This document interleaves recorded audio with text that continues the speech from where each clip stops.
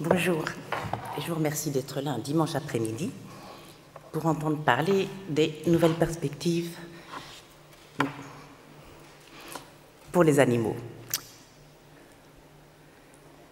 Il y a quelques années, écrivait l'éthologue Rémi Chauvin, les skinnériens américains, qui avaient vaguement entendu dire qu'il existait d'autres oiseaux que le sempiternel pigeon, ont essayé de le remplacer par le grand corbeau, sans succès. Le grand corbeau, qui trouvait la situation en boîte de Skinner profondément absurde, ne voulait pas du tout appuyer sur les leviers au commandement de petites lampes qui s'allumaient ou pour n'importe quel autre signal. Par contre, avec son énorme bec, il s'employait avec succès à démantibuler complètement l'appareil. Ce comportement fut jugé un-American et tout le monde en revint aux pigeons. On pourrait penser que les corbeaux ont eu raison de résister. Il valait mieux ne pas participer à ces expériences profondément répétitives et assez ennuyeuses. Mais derrière l'affirmation de Chauvin, on pourrait lire une critique implicite adressée aux pigeons. Ils n'ont pas été assez malins pour ne pas se faire avoir. Ce sont donc bien des pigeons. Et on leur a demandé de participer à des expériences qui avaient fait la carrière de ces malheureux rats, poussés sur des leviers, poussés sur des boutons plutôt, quand des lampes s'allument, manipuler avec leur bec quand il s'agit des pigeons des leviers et recevoir dans le meilleur des cas une récompense alimentaire, seul moyen d'ailleurs pour pallier aux effets d'une sous-alimentation systématiquement induite par les expériences. Et ils se sont donc fait, comme les rats, une réputation peu glorieuse, celle des petites mains de la recherche, que dis-je, son lumpen prolétariat. Alors, commencer un exposé dans le cadre d'un week-end consacré à l'ethnologie, avec un laboratoire, avec des corbeaux, des rats ou des pigeons, aurait de quoi surprendre. Et de fait, c'est bien ce que le thème des rencontres ici présentes doit susciter. L'ethnologie doit nous surprendre, et c'est donc à une ethnologie surprenante que je vais essayer de vous convier. En fait, j'aurais pu embrasser le thème plus largement. J'aurais pu, par exemple, traiter, comme l'a fait l'anthropologie plus traditionnelle, des représentations que les humains se font des animaux, dans une culture donnée, la nôtre, par exemple.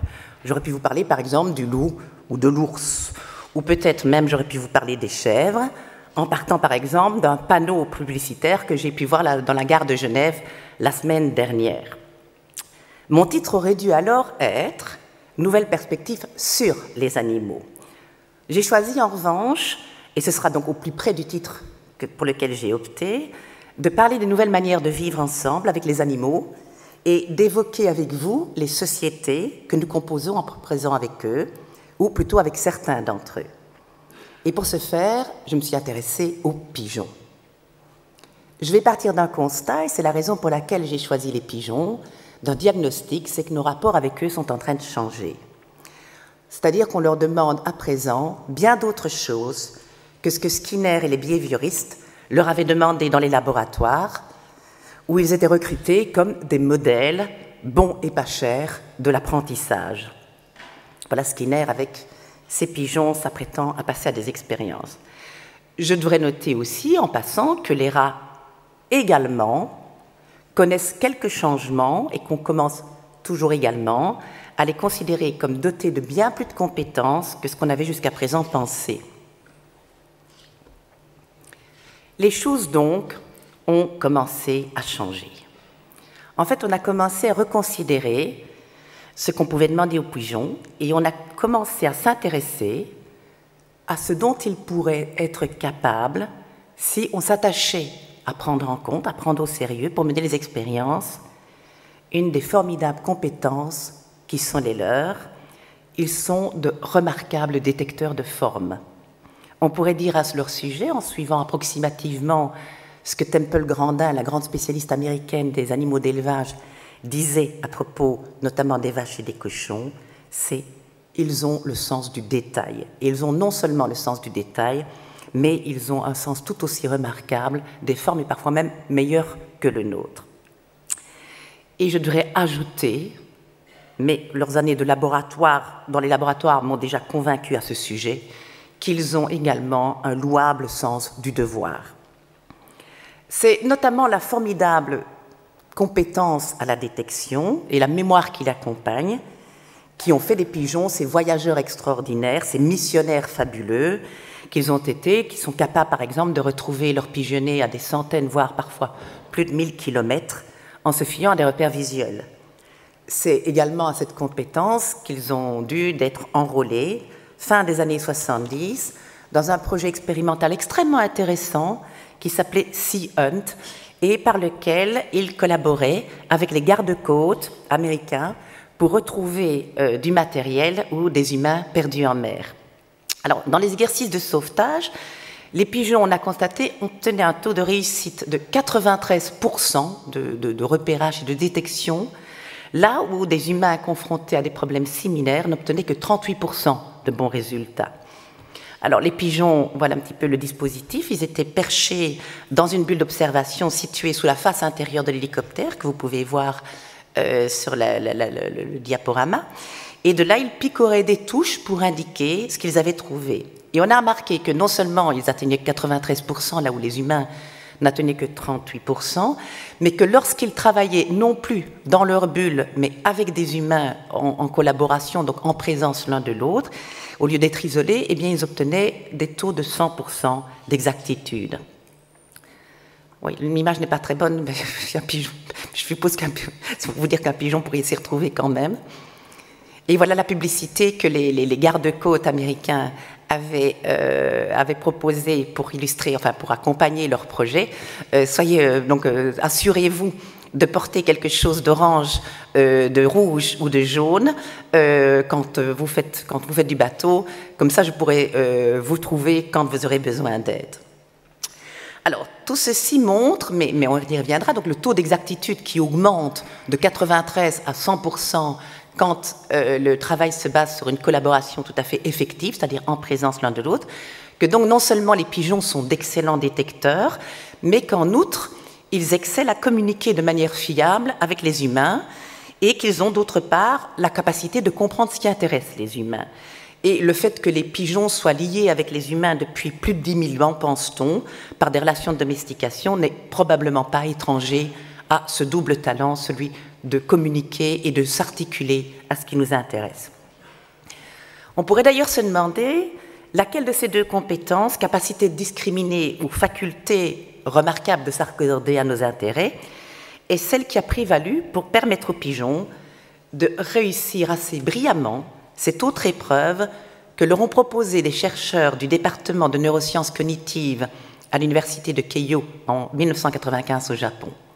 En fait, ils ont appris à reconnaître des toiles de Monet, de celles de Picasso.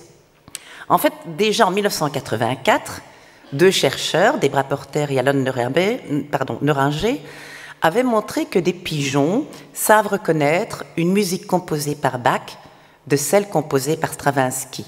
S'ils entendent le premier, par exemple, ils doivent donner un coup de bec sur la clé de gauche et à droite pour le second.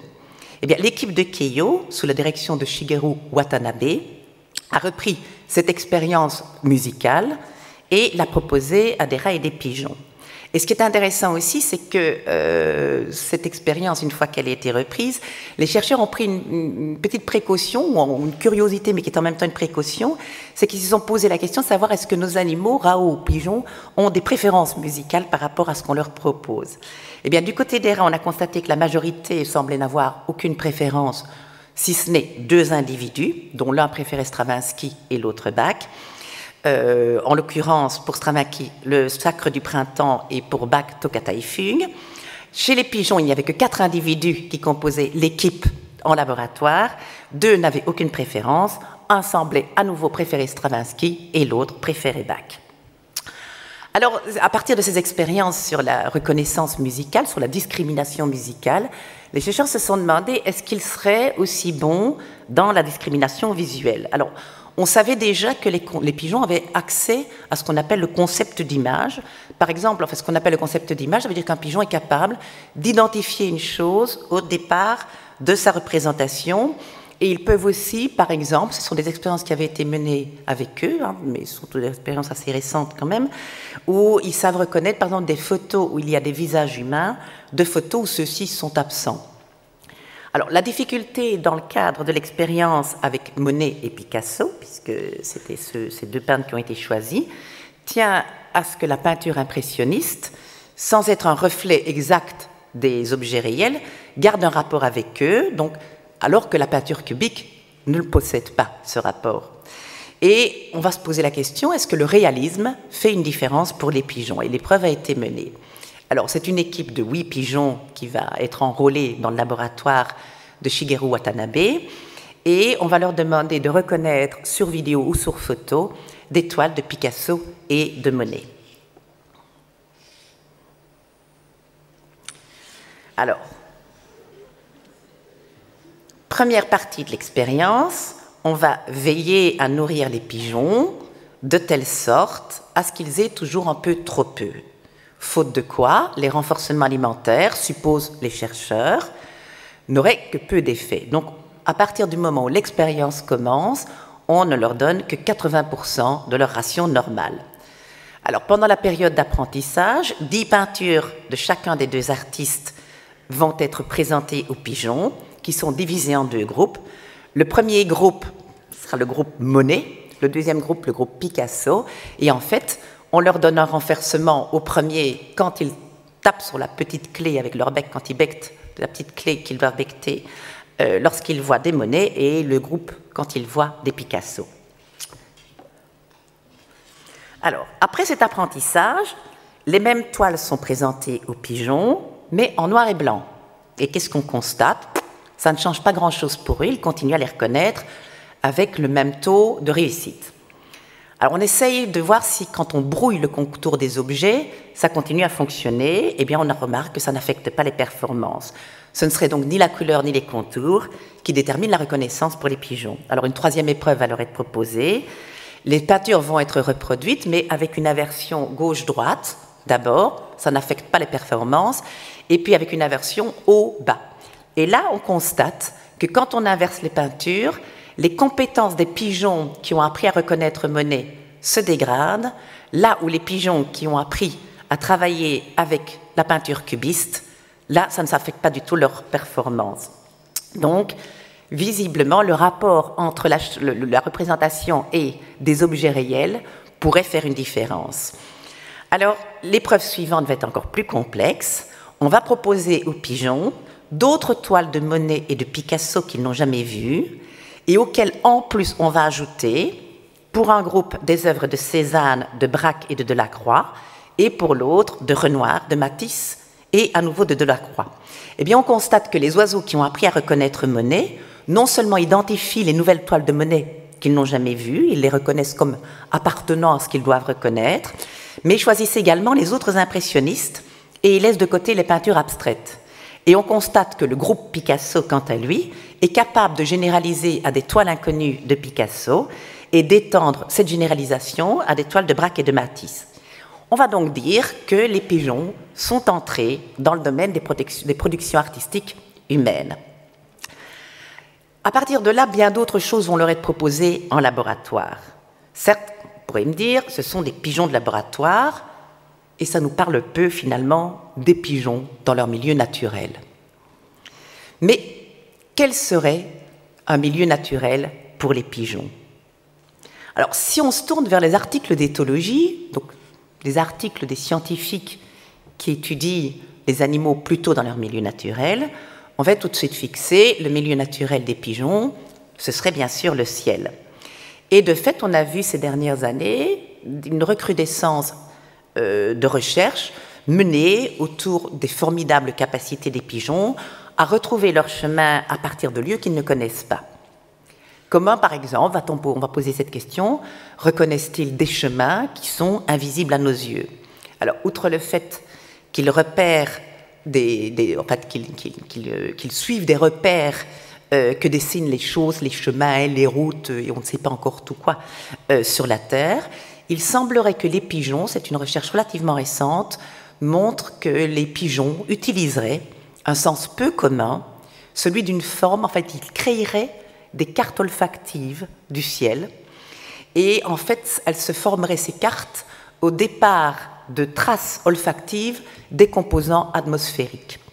Des chercheurs ont ainsi établi en Allemagne, au début des années 2000, ce qu'on appellera des chromatographies, qui sont donc des représentations de substances gazeuses sur la base de composantes volatiles présentes dans l'atmosphère, et dont ils commencent à penser que les pigeons savent les reconnaître et que ça leur dessine une espèce de carte qui serait totalement invisible pour nous.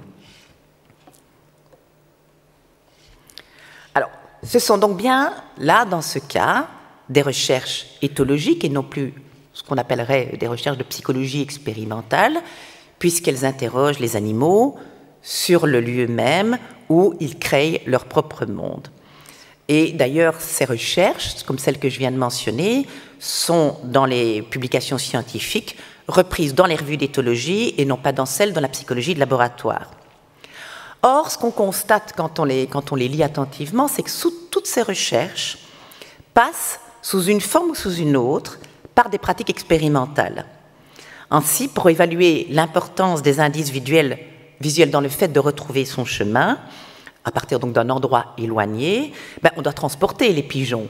Et donc, on va les transporter dans des boîtes qui soit lui laissent rien voir de l'extérieur, soit lui laissent voir la route qu'il va emprunter. Et on verra s'il y a une différence de résultat, le rôle que joue la familiarité du trajet à effectuer. S'il n'y a pas de différence, ça veut dire alors qu'il y a d'autres systèmes de création de chemins qui sont impliqués, cartographie olfactive, cartographie magnétique, ou que sait-on encore. De même, dans certaines recherches, on va limiter les possibilités olfactives ou visuelles des pigeons, ou encore on va trouver des conditions de champ magnétique perturbés pour voir exactement quel est le rôle du champ magnétique. Et en fait, on remarque finalement que si ce sont bien toutes des recherches éthologiques, donc qui interrogent le pigeon dans des conditions dites milieu habituel, en fait, elles sont conduites avec des épreuves extrêmement semblables à celles du laboratoire. Et donc, clairement définir qu'est-ce qui est recherche de laboratoire et qu'est-ce qui est recherche en milieu dit naturel devient extrêmement difficile à déterminer. Et il y a une autre difficulté pour définir de manière claire dans quel domaine de recherche on se situe. Alors, par exemple, est-ce que franchir une très longue distance pour retrouver un pigeonnier est plus naturel, par exemple, que cette expérience qui fait que les pigeons, dans les années 1960, en 1964, par exemple, devaient reconnaître, au départ de photos de National Geographic, celles qui mettent en scène des personnes et celles qui ne représentent que des paysages. Alors, ce sont les recherches dont je vous ai parlé tout à l'heure. Alors ça se complique encore, cette frontière entre recherche en milieu naturel et recherche en laboratoire, si on pense que les personnes font partie de l'environnement des pigeons, et peut-être même de l'environnement naturel des pigeons, qu'elles en font partie depuis à peu près 10 000 ans, au cours desquelles, 10 000 années, au cours desquelles les humains ont apprivoisé les pigeons, les ont domestiqués, les ont nourris, voire les ont tués, notamment pour s'en nourrir. Alors, ces exemples de recherche me semblent avoir ceci d'intéressant, qu'elles brouillent très sérieusement la frontière traditionnellement acceptée entre la psychologie expérimentale, la psychologie de laboratoire et les recherches éthologiques. Évidemment, tout n'est pas brouillé de la même manière, mais ce qu'il est clairement, c'est la notion de milieu. En fait, traditionnellement, dans les recherches de la psychologie expérimentale de laboratoire, on travaille dans des milieux extrêmement humanisés, extrêmement purifiés, afin de poser des questions très précises et d'obtenir des réponses, si possible, les moins ambiguës possibles. Donc non seulement on essaye de savoir si tel ou tel animal est capable de faire telle ou telle chose, de répondre à telle ou telle situation, mais il faut en outre déterminer comment il le fait et quelles sont les facultés impliquées. C'est la raison, par exemple, qui conduit les chercheurs dans les labyrinthes où ils font courir les rats puisqu'ils veulent étudier la mémoire, l'apprentissage par le biais de la mémoire chez les rats, eh bien, si on veut étudier la mémoire, il faut que les rats n'étudient que des processus mnésiques, et donc surtout pas les modes par lesquels les rats peut-être s'y retrouvent quand ils sont dans leur propre labyrinthe. Et qu'est-ce qu'on fait? Par exemple, on désinfecte entre chaque passage le labyrinthe où est passé le rat pour être sûr qu'il ne s'y retrouve pas grâce à son odeur. Donc on purifie à l'extrême les conditions de l'expérience. En revanche, dans les recherches éthologiques, on va s'intéresser aux animaux dans leur contexte de vie. Alors, c'est pas tellement pour obtenir des comportements plus naturels, ça c'est ce qu'on dit souvent, c'est la réponse qui est généralement donnée. Mais en fait, quand on interroge les chercheurs ou qu'on lit certains de leurs articles, en fait, ils disent préférer les milieux naturels parce que, disent-ils, les milieux naturels sont plus riches en événements complexes. Et donc, si nous leur donnons l'occasion d'être dans un milieu plus complexe, cela nous donne une chance d'observer des réponses elles-mêmes très complexes, voire des réponses créatives que l'animal va proposer face aux événements qu'il va devoir rencontrer.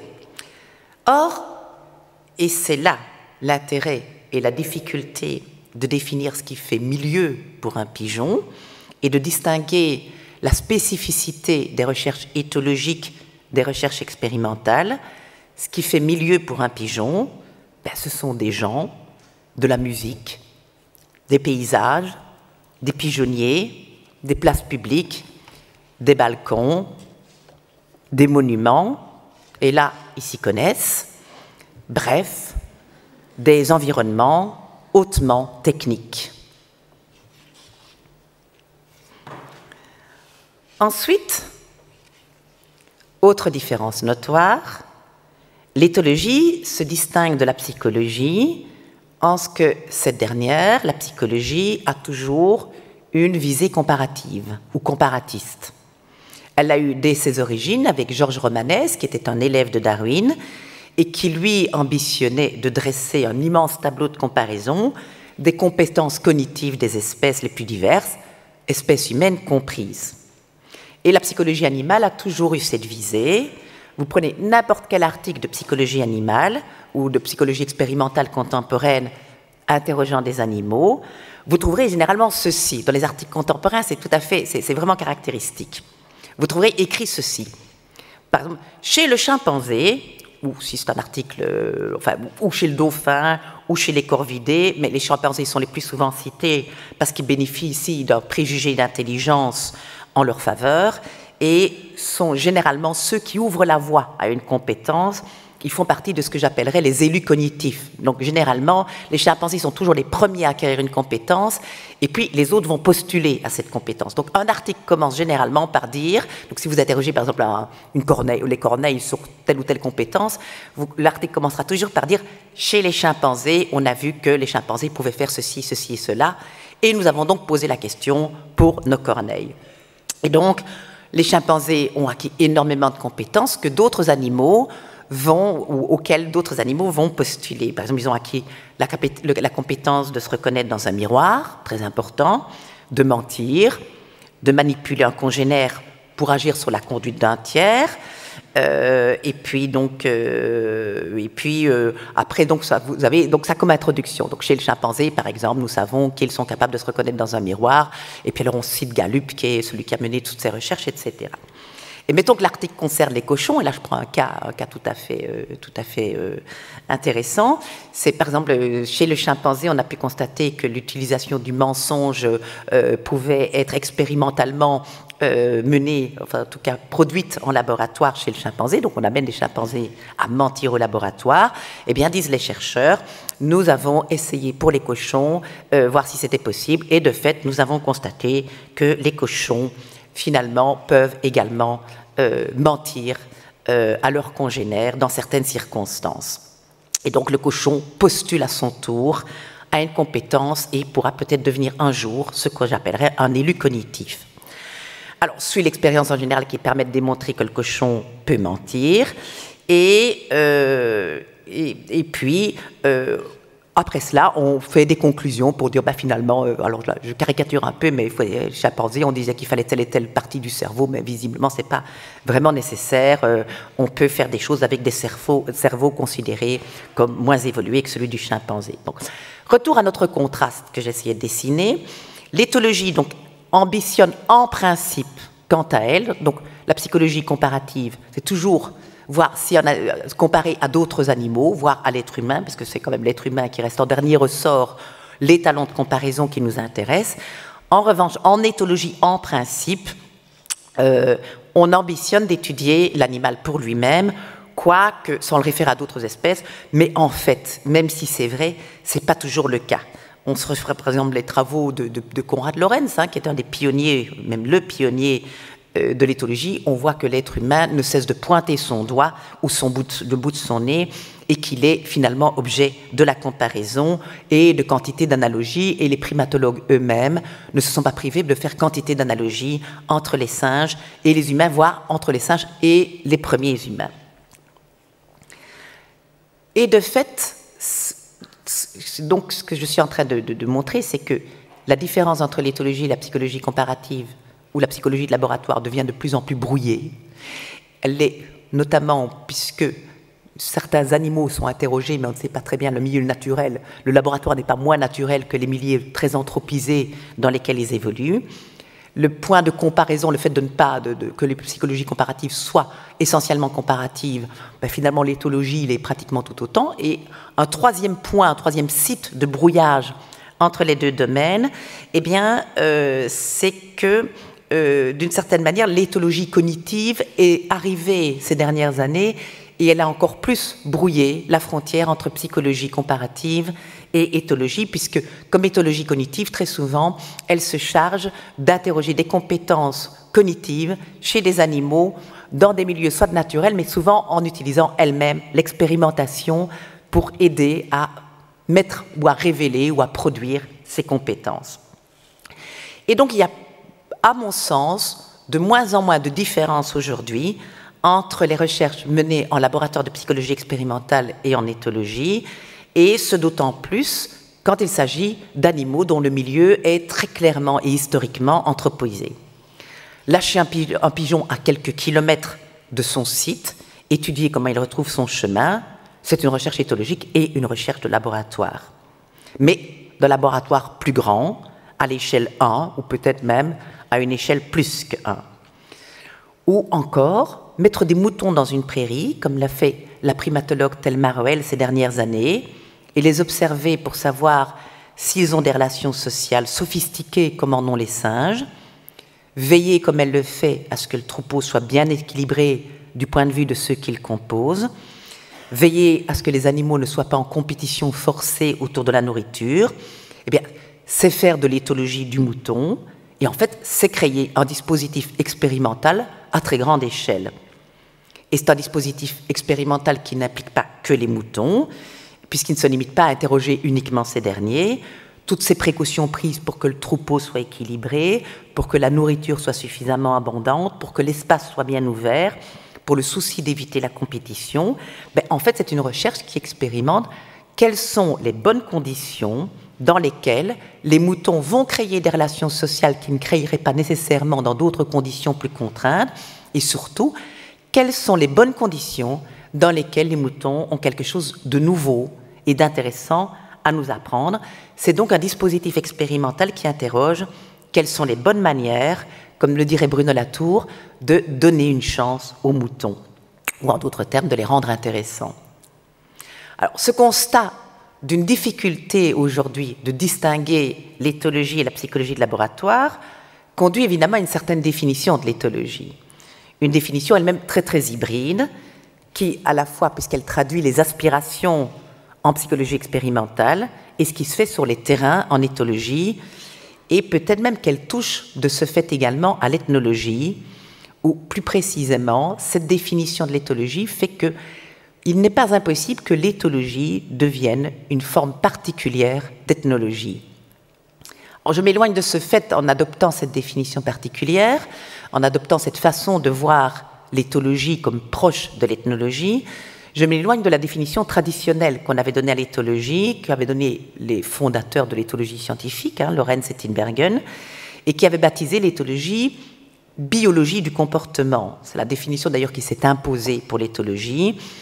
Et en remettant en cause cette définition de biologie du comportement et en disant que finalement l'éthologie est une forme d'ethnologie, je me rapproche de son origine étymologique, parce que éthologie, en fait, ça vient du terme ethos, mœurs, usage, habitude, et donc, en effet, étymologiquement, l'éthologie est de l'ethnologie. Mais ce rapprochement, je pense, est d'autant mieux autorisé si on reprend la définition que le philosophe Gilles Deleuze donnait à l'éthologie dans son cours sur Spinoza en décembre 1980. Et l'éthologie, disait Deleuze, parce qu'il le rapprochait de l'éthique, lui, l'éthologie est la science pratique des manières d'être, c'est-à-dire l'étude pratique de ce que peuvent les personnes ou les animaux. Non, ajoutait-il, de ce qu'ils sont, de leur essence, mais c'est l'étude, la science pratique de ce dont ils sont capables, de ce qu'ils font, des puissances qui sont les leurs, des épreuves qu'ils peuvent supporter. Il continue quelques lignes plus loin, on définit les choses parce qu'elles peuvent, et ça ouvre des expérimentations. Et voilà donc le rapprochement que je souhaitais opérer. L'éthologie serait, dans cette perspective, et c'est pour moi là où elle se rapproche de l'ethnologie également, une science pratique des usages, des habitudes, une science pratique des manières d'être, des puissances, de ce dont les personnes et les animaux sont capables. Et pour savoir ce que ces animaux peuvent, ce dont ils sont capables, eh bien, on cherche les épreuves qu'ils pourront réussir, ou dans le pire des cas, les épreuves qu'ils seront capables de supporter. On cherche des épreuves qui montrent, dans le meilleur des cas, des puissances, des êtres capables. Bien sûr, là, il y a justement, et je viens d'y faire une très implicite allusion, il y a des différences dans les pratiques. Il y a des pratiques qui vont simplement reprendre des épreuves telles qu'elles se présentent, d'autres qui vont en créer des épreuves dont les animaux se seraient bien passés, et d'autres qui vont créer des épreuves qui vont confronter les animaux à des choses qu'ils n'ont jamais rencontrées sous cette forme. Donc finalement, l'éthologie de terrain serait la science pratique des épreuves que les animaux ont, que l'environnement va offrir aux animaux, là où la psychologie de laboratoire va offrir des épreuves relativement inédites, parfois articulées aux compétences des animaux ou à ce qu'ils ont pris l'habitude de rencontrer, parfois un peu moins. Alors, quels sont les types d'épreuves? Par exemple, quand Shirley Ström étudie les babouins sur son terrain au Kenya, eh bien, elle sait par exemple qu'elle n'a pas besoin d'interférer, qu'elle n'a pas besoin d'intervenir, que l'environnement, et surtout l'environnement social des babouins qu'elle observe, va être suffisamment stimulant pour constituer autant d'épreuves qui lui permettront à elle d'apprendre énormément de choses à propos des babouins, et notamment du fait que les babouins ne cessent de se mettre à l'épreuve les uns les autres, ne cessent de se poser la question: de quoi es-tu capable? Que peux-tu supporter? Quelle est ta puissance? Chez les corbeaux et les corneilles, en revanche, eh bien, on doit parfois intervenir pour savoir de quoi ils sont capables, pour répondre à certaines questions et pour comprendre certaines énigmes. Ainsi, le chercheur John Marzluff, qui est un spécialiste des corvidés, observe des corneilles dans les zones suburbaines de Seattle, ainsi que sur le campus de son université. Et il avait remarqué lors de ses recherches que lorsqu'il capturait des corneilles pour les baguer, eh bien, en fait, les corneilles se souvenaient de la capture après, et quand elles voyaient Marzluff apparaître sur le campus, elles lançaient des cris d'alarme et tentaient de le fouiller. Et donc, ça aurait pu constituer ce qu'on appelle un parasite de la recherche, quelque chose qui crée des biais, qui est embêtant, etc. Eh bien, en fait, ce que Marzluff va faire, c'est que plutôt que de considérer ça comme un parasite dans sa recherche, il va en faire un objet de recherche.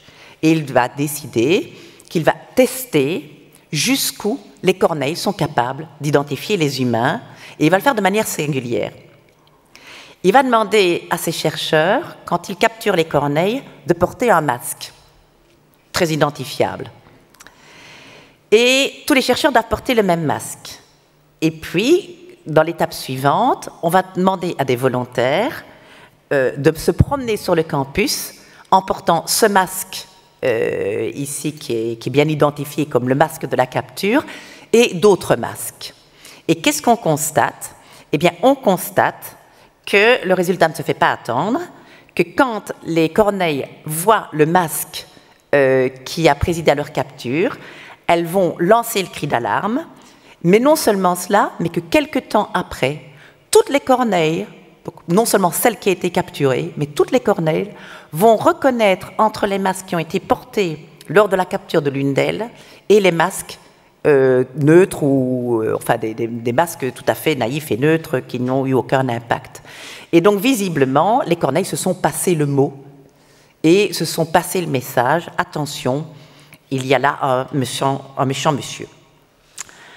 Et on a constaté que le processus, et c'est d'où l'intérêt de demander à des volontaires qui n'ont pas du tout été impliqués dans la capture, que le processus fonctionne même si les volontaires changent de vêtements, même s'ils portent un chapeau. Bref, finalement, on constate que les masques innocents ne suscitent pas du tout la réaction, là où c'est uniquement le masque, donc, dit Marzluff, le visage, qui va favoriser une réponse de reconnaissance. Et là, on voit donc finalement que les oiseaux sont impliqués activement dans une recherche qui pose activement à nouveau la question de quoi les corneilles sont-elles capables. On voit ici que science pratique des manière d'être des oiseaux et manière d'être des chercheurs se sont fortement articulées, qu'il s'agit bien donc d'une science pratique des manières d'être. Je voudrais en revenir maintenant aux pigeons et aux pigeons de laboratoire. Alors Skinner, je pense que tout le monde connaît un peu Skinner, le grand maître du behaviorisme. C'est celui qui a fait courir le plus de rats dans des labyrinthes que ce que mon imagination peut en compter, et qui a fait becqueter des pigeons sur autant de clés qu'il est possible d'imaginer également, avait parfois des idées dont lui-même dit qu'elles étaient complètement loufoques. Il appelle ça des crackpot ideas, et tout en affirmant d'ailleurs que les idées les plus loufoques en science sont celles qui font bouger les choses. Et d'ailleurs, dans un article où il parle de ces idées loufoques, il regrette ardemment le conformisme, dit-il, des étudiants et des psychologues. Alors, la plus folle de ces idées, celle qu'il considère comme la plus cinglée d'entre toutes, a fait l'objet d'un de ses articles, et j'ai trouvé que c'était un article extrêmement intéressant. Car je pense que le programme, autant le programme behavioriste, de faire becqueter des pigeons sur des clés avec des petites lumières qui s'allument et qui s'éteignent, ne doit pas probablement intéresser beaucoup les pigeons. Par contre, en revanche, le programme complètement loufoque qu'avait imaginé Skinner me semble un programme qui a pu intéresser les pigeons, malgré tous les problèmes que ce programme peut susciter. Je ne dis pas que c'est un programme innocent. En fait, c'est un programme qui a commencé en une période absolument pas innocente du tout. C'est un programme que Skinner a proposé pendant la guerre 40-45. Et en fait, il ambitionnait d'apprendre à des pigeons à conduire des missiles dans la défense anti-aérienne au départ et dans l'attaque de cibles mouvantes, quelles qu'elles soient, et non mouvantes aussi, ensuite. En fait, c'est l'époque où les missiles n'avaient pas encore de système de contrôle fiable pour s'orienter vers des cibles en mouvement. Et c'est ce qu'on a appelé le projet Pélican. Alors ça s'appelait appelé le projet Pélican, le projet de Skinner s'est appelé le projet Pélican, en référence à la manière dont les missiles étaient jusque-là conçus, qui faisait que, en fait, le cerveau-mécanisme qui permettait de diriger le missile en fonction de sa cible, le mécanisme de détection, était tellement massif qu'il prenait tellement de place qu'il n'y avait plus de place pour mettre des bombes après. Donc c'était pour ça qu'on appelait ça pélican. C'est comme l'oiseau qui a un énorme bec et qui peut mettre plus dans son bec que ce qu'il peut mettre dans son ventre. Et en fait, ce que Skinner avait imaginé, c'était plutôt que de mettre un mécanisme massif purement mécanique, un mécanisme mécanique, etc., c'était d'y mettre des pigeons.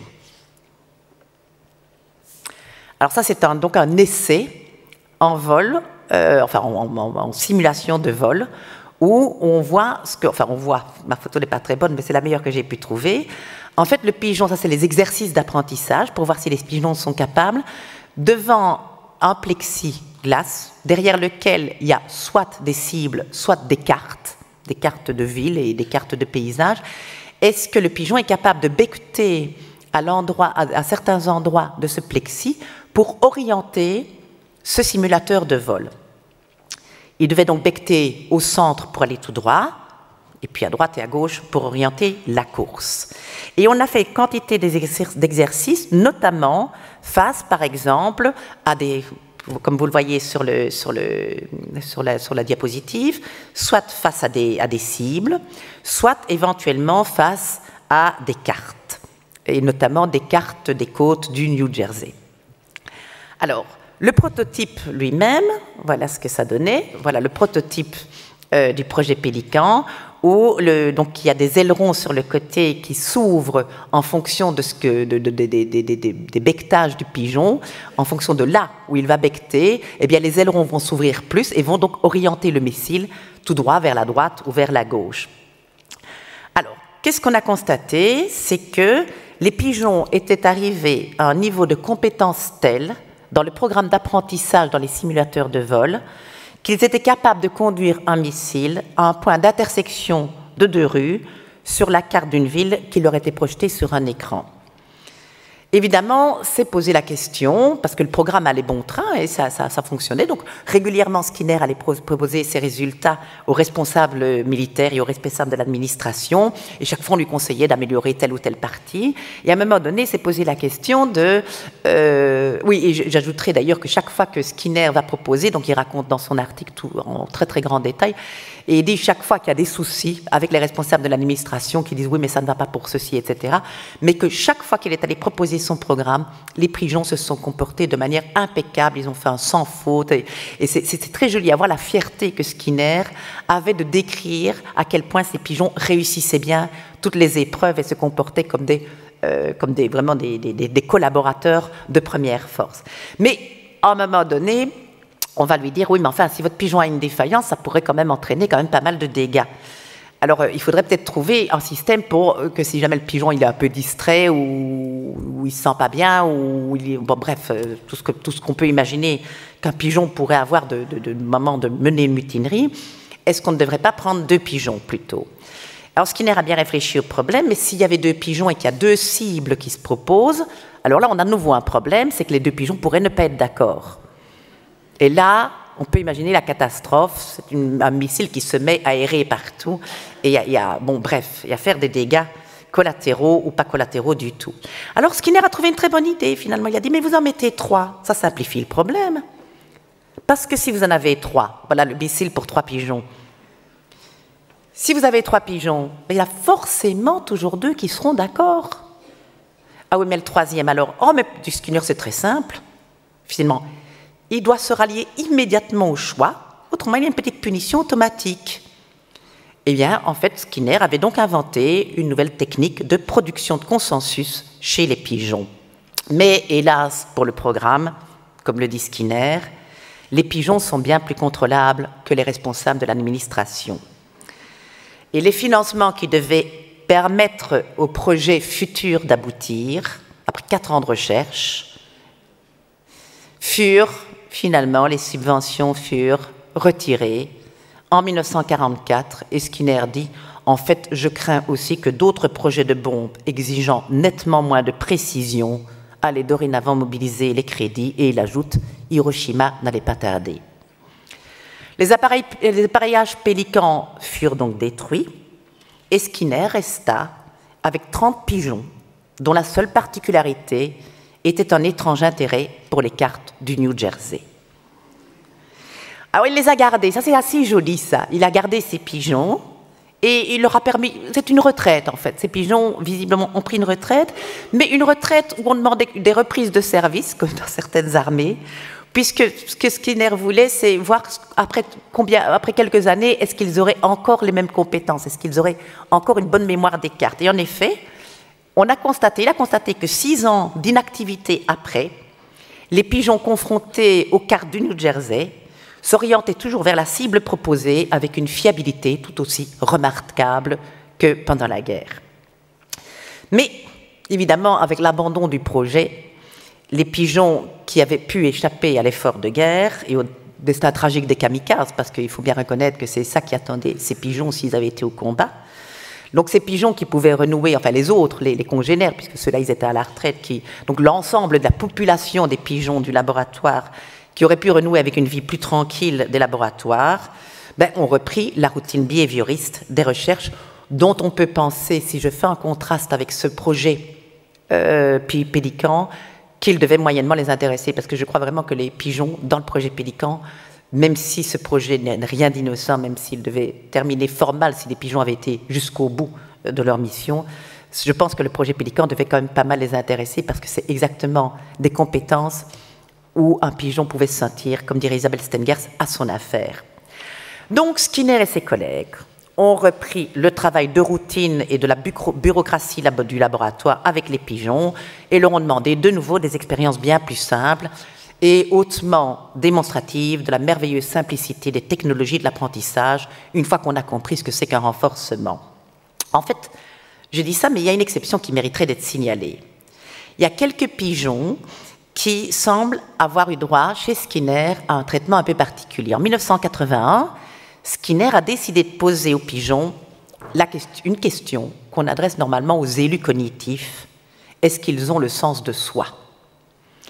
Est-ce que, en fait, les pigeons allaient enfin peut-être être autorisés à entrer dans le cercle très élitiste de ce qu'on appelle les primates honoraires, c'est-à-dire tous les animaux qui réussissent à répondre aux mêmes questions que les singes et à faire aussi bien qu'eux, parfois même mieux, mais ça les primatologues n'aiment pas beaucoup qu'on le dise.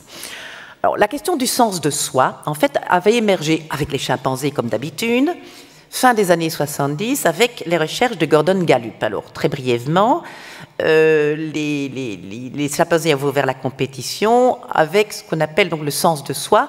C'est le test de la tache dite rouge de reconnaissance dans le miroir. Alors, pour faire bref, on habitue des chimpanzés à ce que c'est qu'un miroir. On constate que certains d'entre eux, visiblement, savent utiliser ce qu'on appelle les fonctionnalités du miroir, c'est-à-dire utilisent le miroir pour voir des choses qui, normalement, ne peuvent pas être vues autrement. Et puis, on endort les chimpanzés, enfin, on en endort quelques-uns, ceux qui manifestent une certaine connaissance des fonctionnalités du miroir. On lui peint une tache rouge sur le front, et puis on le réveille, et quand il se réveille, on le confronte à nouveau au miroir, et qu'est-ce qu'on voit? S'il frotte la tache sur son front, ça veut dire qu'il pourrait se reconnaître, qu'il a conscience que ce qu'il voit dans le miroir, c'est lui-même.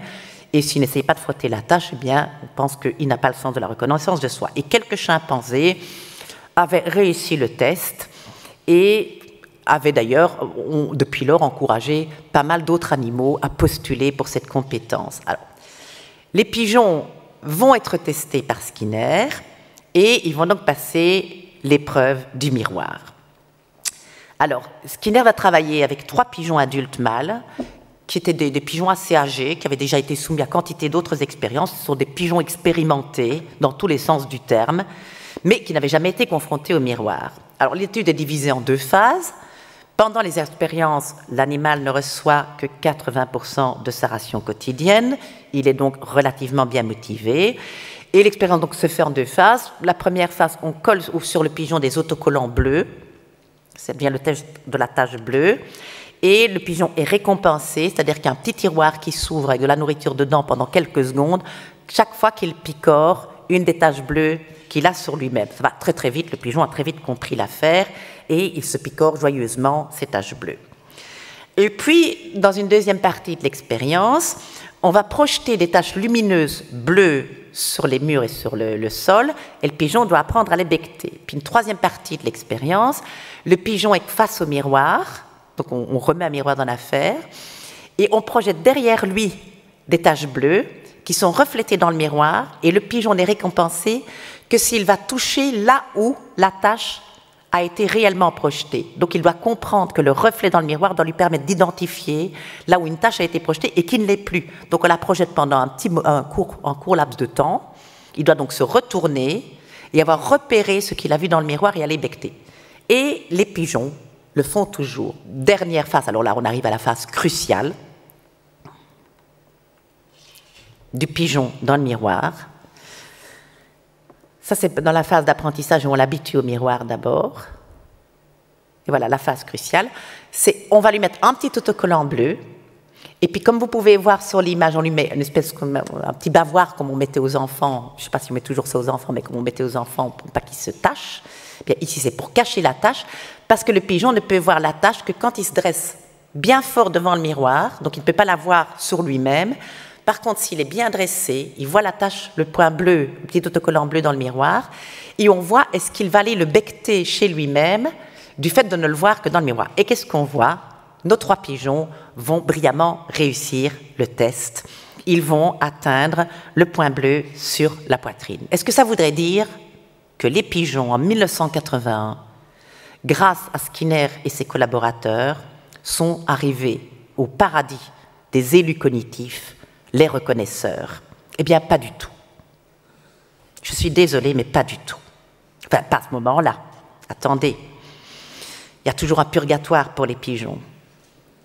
Skinner, en fait, est fermement convaincu qu'il ne s'agit pas de cela. En fait, l'apprentissage a été long, très long. Il y a eu toutes ces étapes qu'il a fallu chaque fois apprendre aux pigeons. Ça a nécessité de multiples essais. Et en fait, dire Skinner, le pigeon n'est pas reconnaisseur.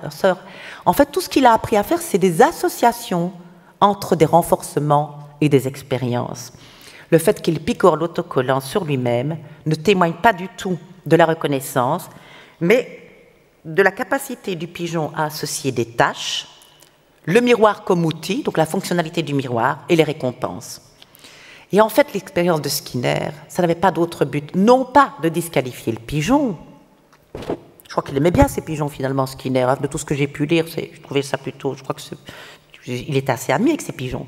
En fait, ce qu'il voulait faire, c'est montrer qu'aucun animal ne se reconnaît, même pas ces fichus chimpanzés de Gallup. Et Skinner dit, si j'ai réussi à l'apprendre aux pigeons, en fait, c'est exactement le même processus qui s'est passé partout. Aucun animal n'est reconnaisseur. Ce sont, en fait, tout ce que ces chercheurs ont réussi à faire, dit-il, c'est à créer des associations de conditionnement. Et tous ces chimpanzés qui se reconnaissent, en fait, tous ces chimpanzés, il n'y en a pas tant que ça, hein, parce que sur 150, il n'y en avait quand même pas énormément qui avaient réussi le test. Finalement, ce n'est pas du tout une compétence sophistiquée, c'est un simple résultat de conditionnement. Les chimpanzés peuvent aller se rhabiller, les voilà rétrogradés. En fait, si Skinner se plaît à jouer les fées Carabosse au baptême des élus cognitifs, heureusement, d'autres fées vont veiller et vont intervenir, exactement comme dans le conte de fées.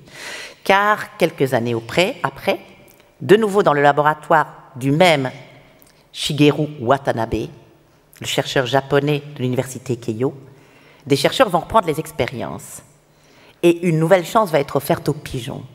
En 2008, Science News annonce que les pigeons ont réussi un premier test de reconnaissance de soi, mieux que ne le font les enfants de 3 ans. Quand je vous disais que toute psychologie est comparative, vous voyez, maintenant on n'est plus contre les chimpanzés, on va au-delà, carrément, on attaque les enfants.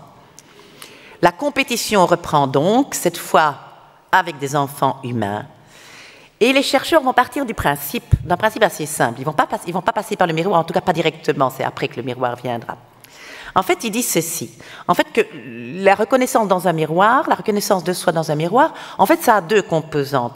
Il faut reconnaître sa propre figure et reconnaître les images bougeant dans un miroir comme témoignant de son propre comportement. Donc, faire en fait une espèce de lien entre la similitude et la simultanéité des mouvements. Eh bien, qu'est-ce qu'on va faire ? Shigeru Watanabe va prendre 5 pigeons, dont il dit que ce sont des pigeons naïfs, ça veut dire qu'ils n'ont jamais été confrontés à ce type d'expérience, et il va leur apprendre à faire la différence entre des images vidéo filmées en temps réel et des images anciennes d'eux-mêmes. Des pigeons, hein, j'entends, pas des humains. Et donc, en fait, le pigeon est récompensé quand on lui projette des images et qu'il reconnaît que l'image, c'est une image qui est de lui-même en train de faire ce qu'il est en train de faire. Et puis, une fois qu'il a réussi cette expérience et qu'il fait bien la différence, et Watanabe dit que ça va assez vite, que les pigeons se débrouillent bien avec cette histoire-là, eh bien, on va faire une deuxième épreuve où le pigeon doit reconnaître des images anciennes de lui-même qu'il n'a jamais vues et des images qui sont filmées, en fait, à 3 secondes auparavant. Donc, il y a un décalage entre ce qu'il voit sur la vidéo, qui est un décalage de 3 secondes, de 5 secondes, de 7 secondes ou de plus. Et qu'est-ce qu'on constate ? Eh bien, le pigeon donc, est récompensé si il peut reconnaître les images les plus récentes, donc qu'il vient de faire, donc où il est encore avec une mémoire de ce qu'il vient de faire. Et qu'est-ce qu'on constate ? Eh bien, que le pigeon réussit très très bien à reconnaître, à discriminer comme étant quasiment présentes des images de 3 secondes, un peu moins bien celles qui ont été prises il y a 5 secondes, encore moins bien celles à 7 secondes, et n'est plus capable de faire la différence entre d'anciennes images et des images prises avec un écart de 10 secondes. Ce qui veut dire que le pigeon ferait la différence entre ce qu'il vient de faire à l'instant et des images qu'il ne reconnaîtant pas comme étant visiblement son propre mouvement, ce qui était fait à un autre moment. Et donc Shigeru Watanabe va dire, ben, finalement le pigeon aurait le sens de soi. Évidemment, tout ceci ne nous dit rien du miroir. Et c'est vrai qu'entre-temps, et je crois que c'est là où Watanabe arrive, pourquoi il arrive avec cette histoire-là, en fait, après l'expérience de Skinner en 1981, plusieurs chercheurs ont essayé à nouveau de recommencer l'expérience de Skinner avec le miroir. Et aucun n'a réussi. Personne n'a jamais réussi à reproduire l'expérience de Skinner. Et en fait, Shigeru Watanabe va réessayer. Et il va dire qu'en fait, pourquoi personne n'a réussi, là où Skinner avait réussi, c'est qu'il fallait prendre des pigeons expérimentés. C'est ça que les chercheurs qui ont essayé de nouveau de reproduire l'expérience de Skinner n'ont pas fait, c'est qu'ils ont testé des pigeons qui venaient d'arriver au laboratoire. Pour quelle raison, on n'en sait rien. Pourquoi ça ne marche pas avec des pigeons inexpérimentés, là où cette expérience fonctionne si bien avec des pigeons expérimentés, personne ne peut l'expliquer. Bien que je ferai une hypothèse, si vous voulez bien attendre un petit peu. Une hypothèse qui pourrait rendre compte de cette différence de compétences entre des pigeons expérimentés et des pigeons inexpérimentés. Et cette hypothèse, elle prendrait la forme de cette question, en fait. Qu'est-ce qu'on teste dans les laboratoires? Quelles sont les questions qu'on pose? Eh bien, pour commencer à y répondre, je vais me référer à une autre expérience. Une expérience toute récente qui vient d'être menée et dont les résultats ont été publiés sur le site de l'Université de l'Iowa en février dernier, avec ce titre éloquent. Pigeon Power, la puissance des pigeons, je traduirai en prendre les termes de l'éthologie. De nouvelles recherches suggèrent des similitudes, ça c'est le titre toujours, de nouvelles recherches suggèrent des similitudes entre la manière dont les pigeons apprennent l'équivalent des mots et la façon dont le font les enfants. Vous voyez, on revient de nouveau avec le même problème. Les pigeons ne sont pas du tout des rivaux des chimpanzés, ce sont des rivaux des enfants. C'est là où ce sont les enfants qui sont en danger dans cette histoire de hiérarchie des intelligences. En fait, ce titre qui a été choisi par le site de l'université pour faire le relais des travaux de son chercheur, Ed Wasserman, en fait, ce titre utilise les termes mêmes de Ed Wasserman, le psychologue qui a dirigé ses travaux avec les pigeons.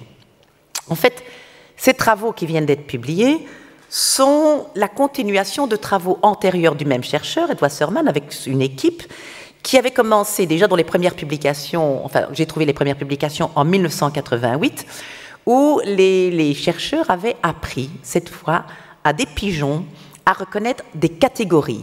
Et en fait, 4 catégories avaient réussi, les pigeons avaient réussi à apprendre 4 catégories. Il y avait la catégorie des chats, la catégorie des chaises, la catégorie des fleurs et la catégorie des automobiles. Vous me direz, bon, pourquoi celle-là? Bon, visiblement, ce sont les chercheurs qui étaient probablement intéressés par ces 4 catégories. Alors, dans l'étude plus récente, en fait, les choses vont se compliquer. Ils avaient réussi 4 catégories, donc on va leur demander évidemment beaucoup plus. Eh bien, en fait, les pigeons, dans cette recherche récente, vont d'abord être confrontés à des photos noires et blancs, par exemple de chiens, associés chaque fois avec 2 symboles. L'un systématiquement associé à l'image du chien, donc ce sont des symboles tout à fait abstraits, ça pourrait être un rond et une étoile, ou un rond et un slash, ou quelque chose comme ça, et l'autre symbole systématiquement non associé avec l'image du chien, donc associé avec d'autres images. Eh bien, on a remarqué après un moment que les pigeons réussissent à choisir le symbole lié au chien à chaque fois qu'il est présenté avec la photo de ce dernier, quel qu'il soit, en ce compris des chiens qui appartiennent à des races que les pigeons n'ont jamais vues. Donc, les pigeons auraient acquis le sens de la catégorie chien, et les chercheurs ont fait de même avec 15 catégories. Les pigeons, va-t-on voir, peuvent donc catégoriser des objets naturels et artificiels, et pas seulement quelques objets. En fait, ils peuvent trier 128 photographies d'objets en 16 catégories différentes, et cela simultanément. Les catégories apprises sont, vous le voyez d'ailleurs sur l'image, bébé, bouteille, gâteau, biscuit, chien, canard, poisson, fleurs, chapeau, clé, crayon, téléphone, plan, automobile, chaussures et arbres. Et à chaque présentation d'image, les pigeons donc doivent choisir la clé du symbole correspondant à la catégorie, ne pas toucher à l'autre, et qui désignerait une autre catégorie. Et non seulement ils ont appris à le faire, mais ils ont pu désigner la catégorie pour des objets qu'ils n'avaient jamais vus. Donc ils sont même capables de généraliser des objets inconnus et de généraliser la catégorisation. Les pigeons, donc, apprennent, d'après les chercheurs, l'équivalent des mots. Et toujours d'après Wasserman, d'après ces chercheurs, les pigeons apprennent l'équivalent des mots et la façon de les apprendre comme le font les enfants. De nouveau, voilà la comparaison qui s'impose. Mais cette analogie m'interpelle, parce qu'en fait, cette similitude qui est présentée comme le résultat de l'expérience, hein, comme si Wasserman avait découvert que les pigeons apprennent les catégories comme les enfants les apprennent, en fait, ce qui est présenté par Wasserman comme le résultat de l'expérience, comme l'aboutissement de ce qu'il apprend dans ses travaux, en fait, je découvre que c'est la manière dont lui-même construit l'expérience. Car dans un article du New York Times de juin 1988, Wasserman expliquait les premiers résultats de sa recherche. Il disait aux journalistes, il expliquait sa méthode, il disait « Nous avons appris aux pigeons à distinguer l'usage des catégories, non pas en utilisant les techniques généralement en usage avec les chimpanzés et les perroquets, dit-il, qui associent progressivement les mots et les situations sociales, mais en nous fondant sur la manière dont moi-même, père d'une petite fille, j'ai appris à cette dernière l'usage des mots en les associant avec les images des livres pour enfants. En fait, je crois que les pigeons ont été initiés aux albums du père Castor. Mais ce qui veut dire alors, plus sérieusement, que la recherche ne peut pas prétendre révéler des similitudes dans les modèles d'apprentissage. Au contraire, c'est le laboratoire qui activement construit ces similitudes et les animaux sont enrôlés dans ces constructions. Vous cherchez la différence entre l'homme et l'animal ? Ben, cherchez les preuves qui les fera différer. Vous cherchez les analogies ? Construisez les preuves dans lesquelles ils pourront s'accorder sur ce dont ils sont capables l'un et l'autre. Apprenez aux pigeons la catégorisation, comme on apprend à certains enfants, et ils catégoriseront, en effet, comme le font, non pas tous les enfants, mais peut-être les enfants des chercheurs. Alors, ces pigeons qui se reconnaissent ou non dans les miroirs, ces pigeons qui préfèrent Picasso ou Monet, Bach ou Stravinsky, ces pigeons qui accordent leur système de classification à nos catégories, ou qui explorent les cartes du New Jersey pour faire péter des villes, ces pigeons qui distinguent les personnes des paysages, de quoi témoignent-ils finalement dans tous ces projets de recherche? Je crois que la réponse nous est offerte par un primatologue japonais devenu assez célèbre, Tetsuro Matsuzawa. C'est celui qui a réussi à montrer que les chimpanzés pouvaient, en tout cas le célèbre génie Ayumu, une femelle chimpanzé, qui a réussi à battre les humains dans les épreuves de mémoire et de reconnaissance visuelle sur des ordinateurs. Matsuzawa affirme que ce qui évalue en fait les laboratoires, qui interrogent des animaux sur des questions de langage ou dans des tests cognitifs, ce qui évalue d'abord et avant tout ces laboratoires, et c'est là leur trait commun, c'est l'intelligence des animaux à s'adapter au style de vie et au mode de communication de leurs chercheurs humains. Ils apprennent des langues étrangères, ils apprennent de nouveaux styles cognitifs, ils apprennent des catégories comme le font les enfants. Et donc ce que mesurent les laboratoires, pour le dire encore plus clairement, quand on affirme que tel animal est plus intelligent ou plus performant, les élus cognitifs, c'est en fait que cet animal s'est particulièrement adapté à nous, à nos manières de penser, d'interagir, de fonctionner, ce qui est une forme très intéressante d'intelligence, mais une forme d'intelligence qui n'a rien d'abstrait, qui n'a rien de généralisable. Ce sont chaque fois des aventures singulières qui sont arrivées. On a réussi à intéresser l'animal pour des raisons qui nous restent largement inconnues, mais qui ont produit des intérêts qu'on pourrait dire articulés l'un à l'autre.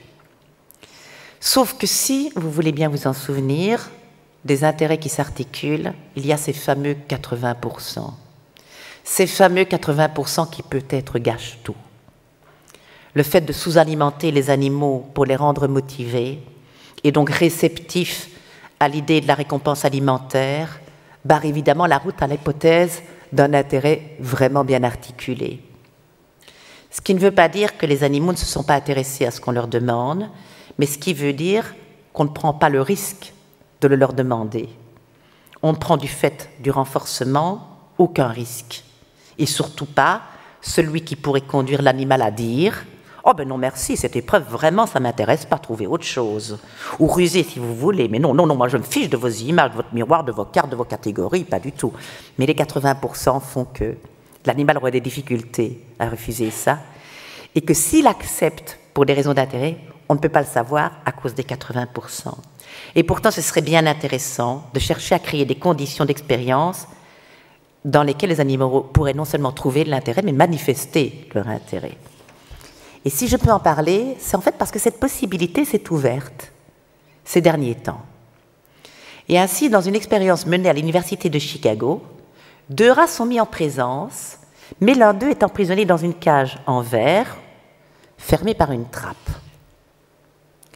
L'autre arrive sur les lieux et on a remarqué que le rat libre, pas le chat libre, ça c'est vraiment une erreur, excusez-moi, le rat libre finit par trouver le mécanisme d'ouverture de la trappe. Et qu'une fois qu'il a compris, à chaque réitération de l'expérience, la première chose qu'il fait, c'est aller délivrer son compagnon. Et tout ça, sans aucune récompense. Évidemment, se disent les chercheurs, il n'y a pas de récompense alimentaire, on est bien d'accord, mais peut-être que le fait de jouer avec le compagnon constitue en soi une récompense.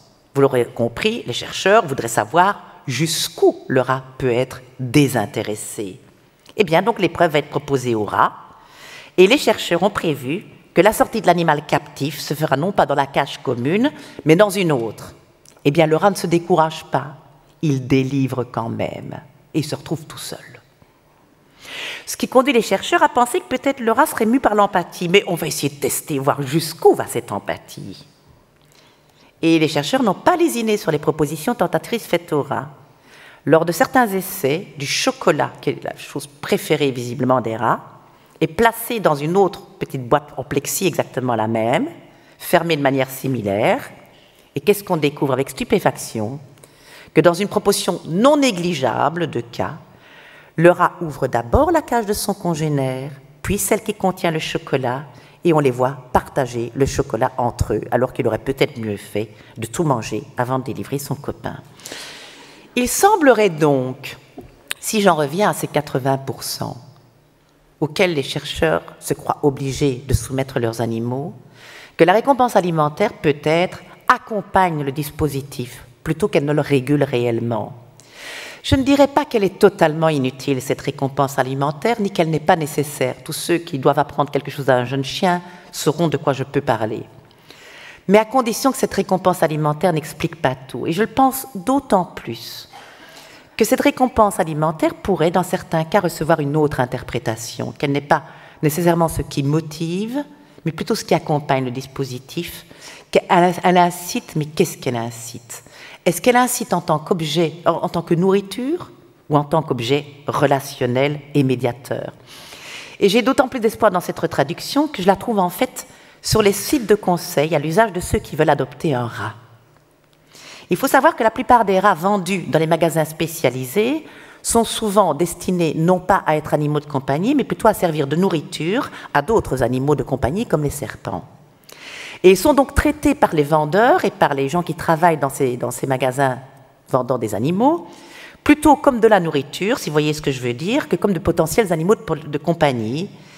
Et ils vont donc arriver chez leur nouvel acquéreur avec une méfiance profonde suite à la manière dont on les a traités, voire une terreur immense à l'égard des humains. C'est ce qui motive ceux qui donnent des conseils aux novices en adoption de rats, d'écrire à l'intention de ces derniers sur les blocs destinés aux futurs adoptants. Vous devez d'abord apprendre à votre rat que tous les humains ne sont pas des ennemis. Et pour gagner sa confiance, commencez par lui offrir régulièrement un peu de nourriture. La récompense alimentaire ne serait-elle pas, alors, dans les expériences, ce don que l'on partage entre les espèces compagnes? Et ces espèces d'autant plus compagnes, et je reprends ici, ce sont mes derniers mots, ce sera ma conclusion, la belle étymologie que la philosophe Donna Haraway donnait à ce terme compagne, et qui vient, je vous le rappelle, de kumpanis, ceux avec lesquels on partage le pain. Merci.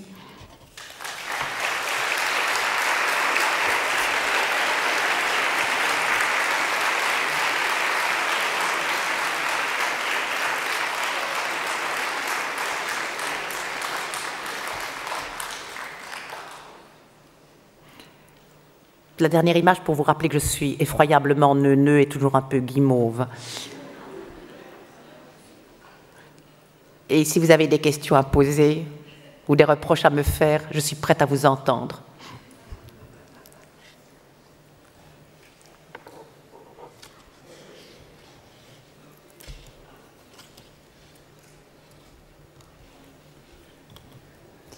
Oui, je crois qu'il y avait un micro qui va arriver pour madame là.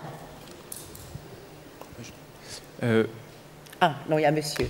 Attendez, je ne vous vois pas. Je suis là, Vinciane. Est-ce que les chercheurs en éthologie font des tests pour sélectionner les bons animaux de laboratoire à partir de leur comportement évolutionnaire de récupération des restes humains, je veux dire des déchets de la nourriture, puisque les chiens, une des hypothèses sur leur coévolution avec les humains, c'est qu'ils ont récupéré les restes jetés par les humains, mais c'est ce que c'est le cas du pigeon également ou du rat. Et est-ce que, pour voir si une espèce est intelligente, on va voir si elle peut récupérer ces restes de nourriture? Bref, comment est-ce qu'on fait la sélection des bons modèles de laboratoire, en fait, d'après cette... Dans les laboratoires, tu veux dire, c'est ça? Finalement, si le pigeon devient un bon modèle, est-ce qu'on a fait des recherches pour le comparer avec d'autres oiseaux du point de vue de son comportement à l'égard de l'alimentation? Ça a probablement été fait, mais je ne suis pas au courant. Le problème, en fait, il faut séparer. Donc, par exemple, les rats, c'est un peu différent, c'est qu'ils n'apparaissent pas. Ce sont des merveilleux videurs de détritus, mais ce qui fait leur identité, ce qui fonde leur identité, d'abord, c'est les concurrents. Donc, les rats apparaissent avant tout comme des concurrents des êtres humains, plutôt que bien que certains chercheurs reconnaissent que les rats font un travail formidable par rapport à nos détritus et que sans eux, on en sortirait beaucoup moins bien. Mais historiquement, ils ont d'abord été vécus comme des concurrents, ce qu'ont n'ont pas été les loups et les chiens. Hein, il y a eu une association qui s'est faite de manière bien plus forte, où la concurrence, je veux dire, où il n'y a pas eu de sentiment vraiment de concurrence, enfin, avec les loups si quand même, enfin bon, pas avec les chiens. Alors la sélection des animaux de laboratoire, elle s'est faite sous d'autres critères. Alors pour les pigeons, je ne connais pas très bien comment est la sélection et je ne suis même pas sûre qu'il y en ait une autre que la sélection qui a fait que nous vivons ensemble. Pour les rats, il y a des sélections qui ont été faites puisque les rats de laboratoire d'abord sont blancs, hein, ce qui n'est pas le cas des rats avec qui que nous avons le bonheur de rencontrer dans notre cuisine lorsqu'on fait des travaux dans les égouts de la rue. Il y a donc des sélections qui sont faites plutôt, et ça c'est récent, hein, ça c'est vraiment une affaire de... Les sélections en fait datent du milieu du XXe siècle, qui sont faites plutôt pour produire des lignées pures. Mais il y a une autre sélection qui est intéressante et qui est faite, et qui est ce qu'on appelle une sélection non voulue. Et ça c'est Temple Grandin qui en parle. Cette sélection non voulue, c'est... en fait on ne se rend pas compte, mais il y a des rats qui vont être exclus des animaleries pour certaines formes de comportement qui sont jugées inacceptables, soit par les soigneurs, soit par les scientifiques. Et Temple Grandin dit par exemple qu'une même lignée de rats qui a été placée dans 2 laboratoires différents, on a vu après 5 ans que cette lignée s'était complètement différenciée sur la manière de réagir à l'humain. Par rapport à la frayeur, etc. Donc là, on a vraiment des sélections qui se font. Et pourquoi? Et alors, elle fait des hypothèses. Elle dit, il y a peut-être dans un des 2 labos, les soigneurs ne supportaient peut-être pas de se faire mordre les doigts. Et donc, quand il y a un rat qui était un peu agressif, il se faisait un peu plus facilement éliminer. Et donc, ça aurait opéré une forme de sélection. Mais par rapport à la nourriture et par rapport à la manière dont on vit ensemble, de manière commensale ou concurrentielle ou opportuniste, etc., je pense qu'il y a des recherches qui ont dû être menées, mais je ne les connais pas.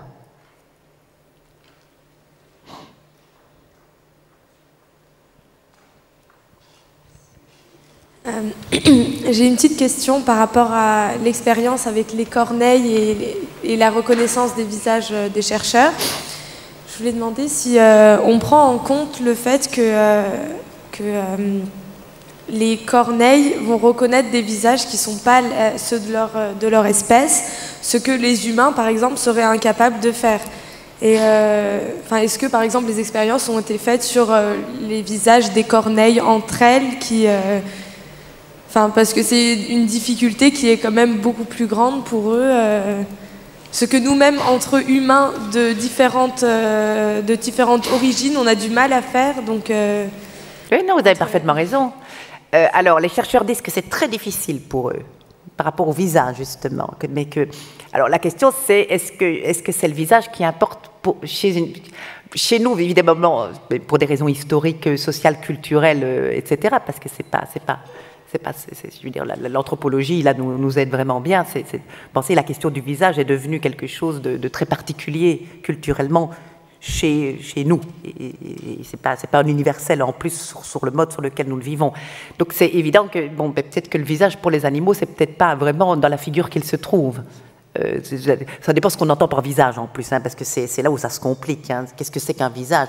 Si vous allez chez Deleuze, vous avez un processus de visagification et une horloge peut être faire visage à condition qu'il y ait gros plan. Donc visiblement, si vous allez chez Lévinas, c'est encore une autre affaire. Donc mettons simplement que visage soit, c'est un peu trop simpliste, associé à la singularité et à la reconnaissance. Pour nous, c'est là où on reconnaît, pense-t-on, ou en tout cas où on fait attention à la reconnaissance des autres. Pour les corneilles, c'est peut-être pas là que ça se situe. Et d'ailleurs, les chercheurs ne se fondent pas au visage des animaux. Parce que, oui, la question va se poser pour eux. D'accord, que ce soit bien clair. Pourquoi? Parce que les chercheurs cherchent à identifier les animaux individuellement dans des recherches relativement récentes. C'est d'ailleurs pour ça qu'ils les baguent, en fait. Baguer les corneilles, c'est comme mettre des numéros sur les joueurs de football. Autrement, on n'en sortirait pas. Enfin, en tout cas, des gens comme moi n'en sortiraient pas du tout. Et baguer les corneilles, ça fait partie de ce processus aussi, de savoir qui est qui, de pouvoir faire un suivi et tout. Mais ils arrivent quand même à les reconnaître, et notamment des démarches, disent-ils, des façons d'ébouriffer les plumes, des façons de se comporter, une petite tâche. Par exemple, Bernd Heinrich, qui est le spécialiste des corbeaux aux États-Unis, dit qu'il a appris à reconnaître certains d'entre eux, à cause toujours d'une petite singularité physique. Donc une petite anomalie, une petite asymétrie, une tâche ou des choses comme ça. Mais visiblement, on demande plus, allez, on va le dire plus franchement encore, on demande parfois plus aux animaux que ce que nous ne sommes capables de faire. Mais ça n'est pas vraiment pris en compte dans les résultats finaux des tests d'intelligence. Mais il y a plein de chercheurs qui disent que s'ils devaient passer les tests qu'on fait passer aux animaux, ils rateraient lamentablement. Il y en a plusieurs qui le disent. Oui? Si vous voulez bien entendre le micro, parce qu'autrement, ni moi ni personne n'entendra. Ah, il est déjà parti. De l'autre côté. Bonjour, tout à l'heure vous avez parlé de catégories. Oui. Quels animaux sont capables de reconnaître des mots? Est-ce qu'il y a déjà eu des expériences avec des systèmes de lettres plutôt que d'images? Avec des systèmes d'alphabet, de lettres. Est-ce qu'on a appris aux animaux à associer une image à un mot? Oui, on a déjà fait ça. Il y avait comment est-ce qu'ils s'appelaient encore ces chercheurs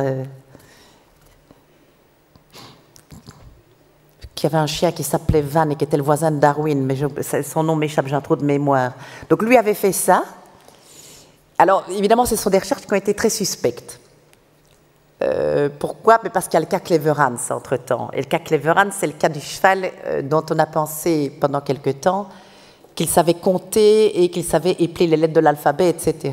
Donc, Cleverhans a un peu brouillé le jeu dans la mesure où on s'est rendu compte, enfin, je ne suis pas si sûre qu'on s'est rendu compte. En tout cas, le chercheur qui a étudié le cas Cleverhans, on est en 1904 à Berlin.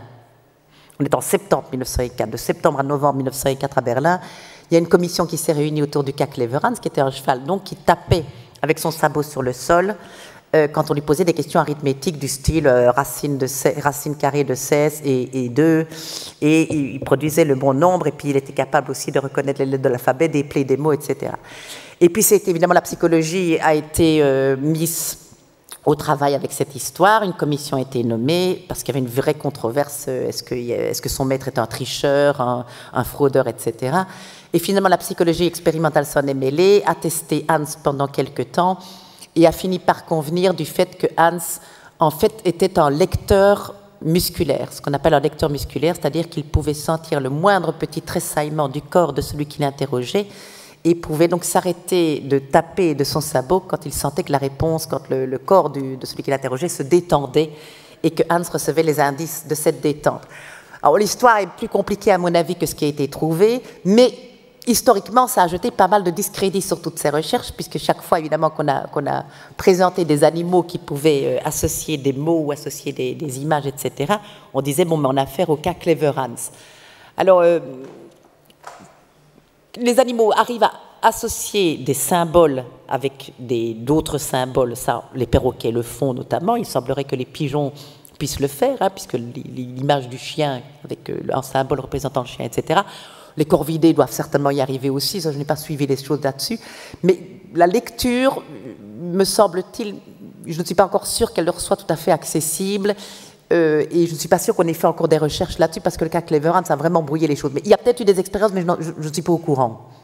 Est-ce que c'était votre question ?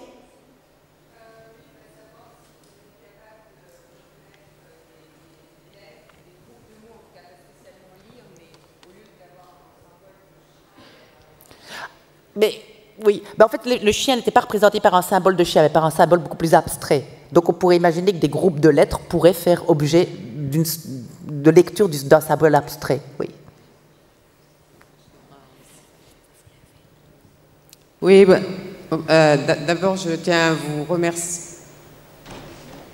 à vous remercier pour votre conférence qui était absolument excellente. J'ai personnellement beaucoup appris.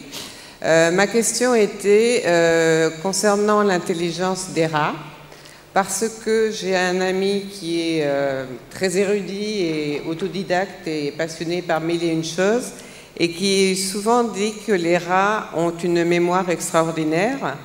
Moi-même, j'habite dans une banlieue défavorisée du 9-3, et régulièrement je vois de gros rats traverser la rue, aller dans le square où jouent les enfants. Ils sont grassement nourris par les ordures qui jonchent le sol. Donc je voulais savoir que cette rencontre c'est pas très agréable, mais si au moins ils sont très très intelligents, je voudrais savoir le fin fond de l'histoire, si vous pouvez me dire là-dessus. Merci.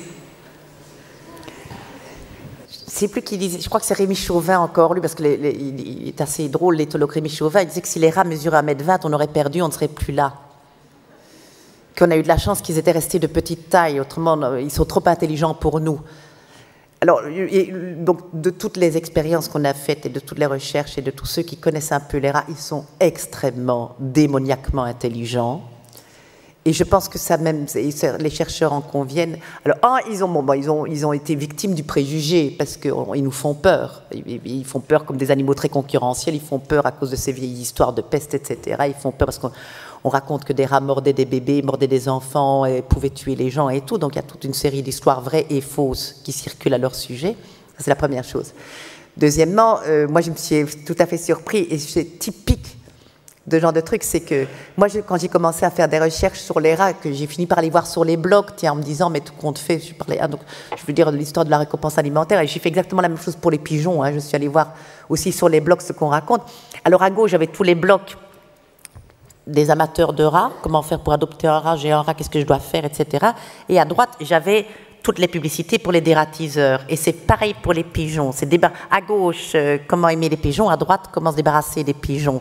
Et j'aurais pas eu ça pour des cochons. Forcément, ils courent pas dans les rues. Donc, en principe, ce sont des accidents quand ça arrive. Et donc, c'est des rares animaux où on a à la fois... Et c'est vraiment intéressant. C'est pour ça que ce sont des animaux qui nous intéressent d'un point de vue ethnologique, qui suscitent à la fois autant d'admiration et autant de mépris, de dédain, de difficultés relationnelles, parfois de haine. Il y a qui avait écrit un bouquin, c'est Je hais les pigeons, il y a plein de chansons sur c'est con les pigeons, etc. Donc c'est assez, ce sont des animaux qui suscitent des sentiments pour le moins contradictoires.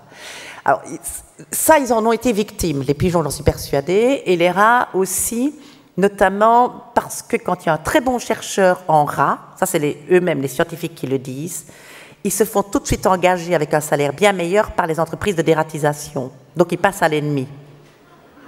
Ça n'encourage pas à la recherche. Enfin, si, mais ça, c'est d'autres motifs. La troisième chose, alors là, je vais être plus spéculative, c'est que je pense que non seulement les rats sont très intelligents dans nos modes à nous, mais probablement dans des modes qui nous sont tout à fait inimaginables, et notamment parce que nous ne les entendons pas, il faut des instruments pour les entendre, parce que nous n'imaginons, enfin, on commence à imaginer, par exemple, pourquoi est-ce que les rats frottent toujours les murs? Vous avez déjà remarqué ça? Des gens vous raconteront que des rats qui longent ce qu'on appelle une plainte, je ne sais pas si vous dites la même chose en français, parce que parfois je parle d'un drôle de français, ben, s'ils doivent traverser une porte qui est ouverte, ils vont longer la plainte en suivant la porte comme ça. Et les chercheurs se posaient la question pourquoi, parce que ça, c'est pas non plus très prudent. Pas... Et en fait, ils disent que les rats, et ça c'est dans une perspective de trouver le monde vécu par l'animal, c'est qu'en fait, les rats, quand ils doivent retrouver leur chemin au nid, quand ils partent, ils peuvent partir parfois très loin. Comment est-ce qu'ils mémorisent? Et il semblerait qu'ils mémorisent en frottant leurs muscles et leur peau contre les parois et qu'ils auraient une espèce de cartographie kinesthésique. Ce qui est très beau, mais ça veut dire qu'ils ont une forme d'intelligence qui, pour nous, devient vraiment très, très, très énigmatique. Donc, non seulement ils ont l'intelligence qu'on leur reconnaît ou qu'on ne leur reconnaît pas. Donc, je construis ma réponse en 3 temps. Une intelligence qu'on leur reconnaît, une qu'on ne leur reconnaît pas, et une qui nous est inaccessible partiellement, mais dont on espère pouvoir y avoir accès en cherchant encore beaucoup.